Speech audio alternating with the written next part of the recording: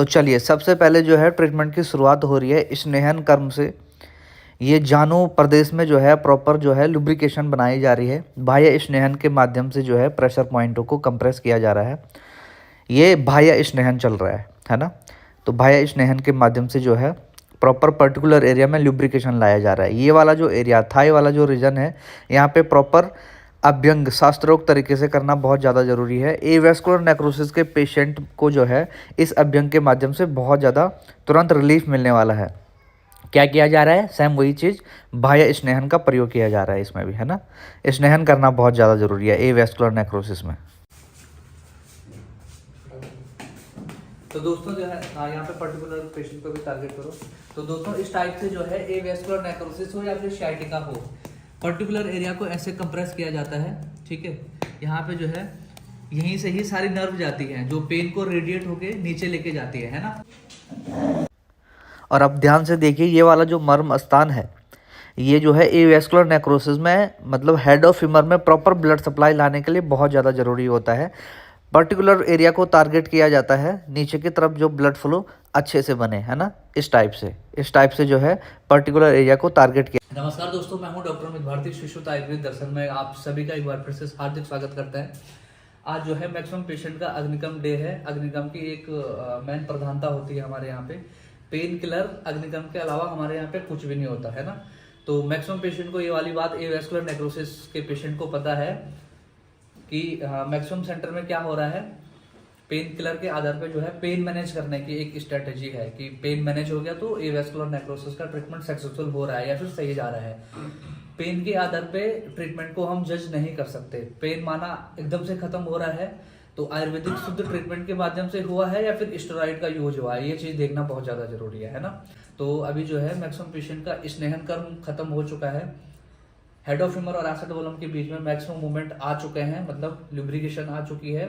जो बचे हुए मूवमेंट हैं वो अग्निगम के बाद कितने आ जाते हैं वो इस वीडियो के माध्यम से दिखाने की कोशिश हो रही है, छोटी सी, है ना। तो सबसे पहले हमारे पास जो पेशेंट आए थे, आप कहाँ से आए थे हमारे पास? महाराष्ट्र पुणे से हमारे पास पेशेंट है, उनका अग्निकम जो है स्टार्ट करते हैं। चलो आप। और एसेटोवलम के बीच में काफी हद तक डिजनरेशन है और कोलैप्स हो चुकी है बोन दोनों, है ना। राइट साइड का पैर जो है इनका बिल्कुल नहीं उठ रहा था। पेशेंट से रिव्यू पूछेंगे।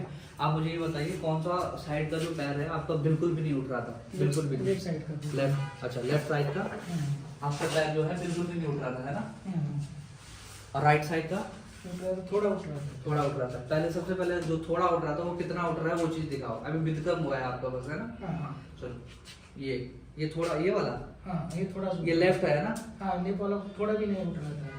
ये जो थोड़ा भी नहीं उठ रहा था ये उठ रहा है अभी, है ना। अभी उठ रहा है। कितना उठ पा रहा है? उठाओ। ठीक है, अभी ये काम करो, इसे ऊपर करो, ऊपर करो। अब उठाओ। ठीक है, इतना उठ रहा है। जो पैर बिल्कुल भी नहीं उठ रहा है, ये काफी बड़ी प्रधानता है हम लोगों के लिए, है ना। सबसे मेन चीजें क्या होती है, एलोपैथिक डॉक्टर्स या फिर एक अच्छी डायग्नोस पर्टिकुलर चीजों के लिए बनाते हैं, पैरालिटिक पैर के लिए बनाते हैं, तो 1.5 से 2 साल भी लगते हैं प्रॉपर उसमें मूवमेंट लाने में, है ना। अगर नर्वस सिस्टम को अच्छे से विद्धकर में पिंच किया जाए तो सुप्त अवस्था में जो पड़ी हुई नर्व है वो नर्व इंपल्स जो है फटाफट ले जाना शुरू करती है और पैर उठना शुरू हो जाता है। ऐसा आपके साथ हुआ? विद्धकर्म के बाद मूवमेंट आना शुरू हुआ? ठीक है, चलो अभी अग्निकर्म के बाद इसे 70 डिग्री के समथिंग लेके जाएंगे। डन है। ये वाला पैर कितना जा रहा था? जो तो इतना ही जा रहा था। ये इतना जा रहा था, अभी इतना जा रहा है। ठीक है, बहुत बढ़िया। नीचे करो एक बार। कितना जा रहा था लगभग? इतना जा रहा था। अभी कितना जा रहा है? सिर्फ विद्धकर्म हुआ अभी, है ना। अग्निकर्म भी करेंगे अभी, उसके बाद इसका भी रिजल्ट देखेंगे। चलिए उल्टे हो जाओ, बैक हो जाओ।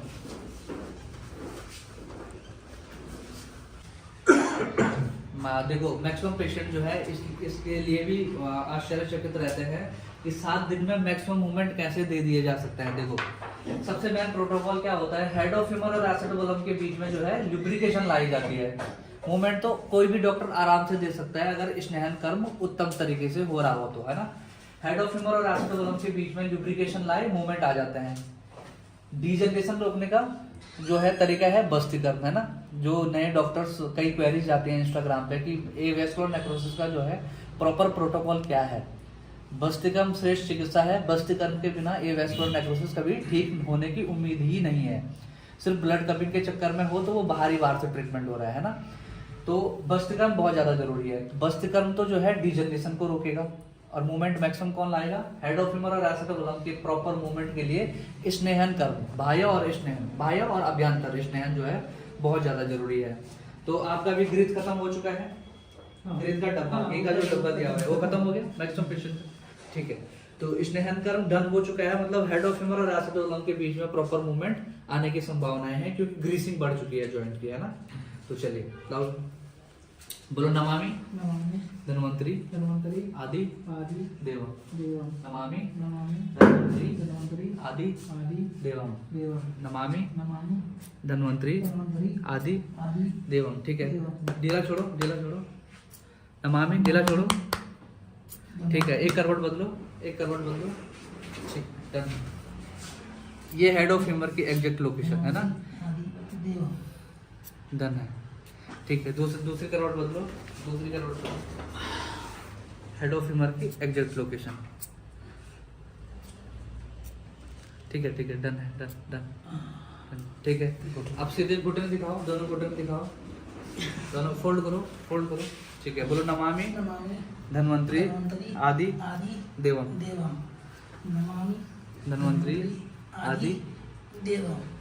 नमामि धन्वंतरि आदि, ठीक है, डन है। 1 2 3 स्टार्ट, नीचे करो, उठाओ, बहुत बढ़िया, तालियां इनके लिए जोरदार, ठीक है। ये वाला करो, अब उठाओ, बहुत बढ़िया। दूसरा करो, उठाओ, बहुत बढ़िया। आया? आया। ये वाला मूवमेंट कितने सालों में आया आपका? ये जो पैर जो है बिल्कुल भी 2 साल में, 70-60 डिग्री लगभग कितने सालों में आया? 2 साल में, 2 साल में आया। अभी आलती पालती जो है कब से नहीं आ रही थी आपकी? 1.5-2 साल से नहीं। 2 साल से नहीं। आलती पालती मार के दिखाओ फट से,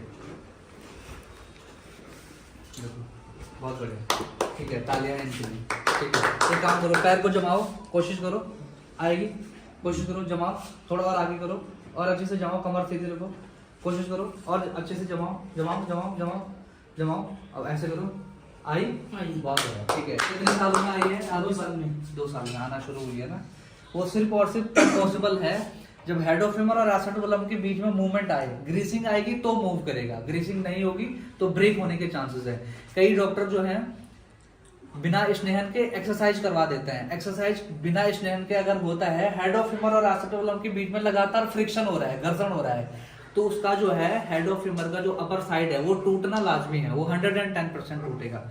लेकिन अगर स्नेहन कर्म शुरू हो चुका है, बाह्य कर्म और अभ्यंतर, जो बाह्य और अभ्यंतर जो स्नेहन शुरू हो चुका है, तो हेड ऑफ फीमर और एसेटोबुलम के बीच में तो मूवमेंट आ गया, कैसे? ग्रीसिंग बढ़ने के माध्यम से, तब टूटेगा नहीं ये। अब फ्रिक्शन नहीं हो रहा है क्योंकि लुब्रिकेशन आ चुकी है ना।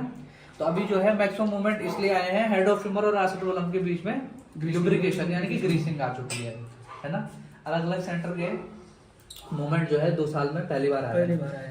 और क्या क्या मूवमेंट अभी नए नए आए हैं आप दिखा सकते हो, लेटो, ये वाला घुटना वो वाली कोने में लाओ, ये वाला पैर नीचे करो, कितने आए बस वो दिखाने, ठीक बहुत है। आया, वो तो हिल ही नहीं रहा था ना। ये वाला हिल ही नहीं रहा था, ठीक है। दूसरा करके दिखाओ, मिलाओ मिलाओ, मिलेगा, डन है, बहुत बढ़िया, ठीक है, सही है। आप मुझे आलती पालती तो लग गई, उठक बैठक मारी थी आपने कितने सालों में? तो वो भी 2 साल में पहली बार मारी। एक बार मार के दिखाओ, सिर्फ एक ही मार, यहाँ पकड़ो, हाँ आराम से चल के दिखाओ, चलो, हल्कापन आया पैर में, पूरा हल्का पड़ा। आओ इस साइड आओ, चल के दिखाओ, चलो सीधा चलो, सीधा चल के दिखाओ, फटफट चलो, फटाफट आओ, आओ वापस आओ, ठीक है। कोई सा भी ट्रीटमेंट है जेन्युइन तरीके से हो रहा है तो जादू की उम्मीद नहीं रखनी है, धीरे धीरे ही चीजें मैनेज होती है ना। करो, नीचे करो, आओ, सर बचा के उठो, 1 2 3, बस काफी है, ठीक है। आओ बैठो, एक बार और आलती पालती मार के दिखाओ, बस उठो, फट से जाओ, फट से जाओ। हाँ, इसकी लेंथ अभी स्टार्टिंग में नहीं जा पा रहे थे ना, इसकी लेंथ जानबूझ के ऊपर करी गई है। कई पेशेंट को थोड़ा प्रॉब्लम हो रही होगी इसमें कि ऊपर नहीं चढ़ना, प्रोटोकॉल ही यही बोलता है, बहुत बढ़िया, अभी बहुत अच्छे से आई। प्रोटोकॉल ही यही बोलता है कि जो पेशेंट पहले दिन फट से इसमें चढ़ के नहीं पा रहा है ना, वो 7वें दिन चढ़ना चाहिए। पहले दिन तो नहीं चढ़ रहा था, अभी मटन से चढ़ रहा है। अभी फट से चढ़ रहे हो ना, तो प्रोटोकॉल ही यही बोलता है, मसल्स में जान आना शुरू हो जाती है। तो इतना पहला जो स्टेप है, आपको ये पता लगना चाहिए कि पहले दिन में फट से नहीं चढ़ पाया, तीसरे चौथे दिन में फट से चढ़ने लगा हुआ है ना, तो प्रोटोकॉल तो यहीं से पता लगने लगता है ना। तो चलो ठीक है, अभी हो गया।